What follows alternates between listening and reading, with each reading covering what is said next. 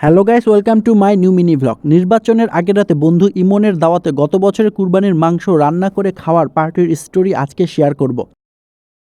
তো প্রথমে টমেটো, কাঁচামরিচ, পেঁয়াজ, মেজবানি মাংস, আলু, আদা, মরিচ, মশলা নিয়ে নেই।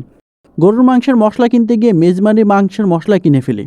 এর আগে কয়েকবার বিরিয়ানি খিচুড়ি পার্টি করতে গিয়ে ধরা খাওয়া লেগেছিল, কারণ অনেক মানুষের জন্য বিরিয়ানি বা খিচুড়ি রান্না করতে গেলে ঠিকঠাক মশলার অনুপাত রাখতে পারা যায় না। রান্না বাড়া পানসে হয়ে গিয়েছিল, তাই এবার শুধু তরকারি ও ভাত খাবার প্ল্যান ঠিক রাখি। সেই অনুযায়ী মাংস প্রথমে সমস্ত মশলা দিয়ে মেখে নেই। আমরা খুব সহজ পদ্ধতিতে রান্না করার পথে আগাই। ম্যারিনেট করা মাংসকে প্রথমে খুব ভালো করে কষিয়ে নিই।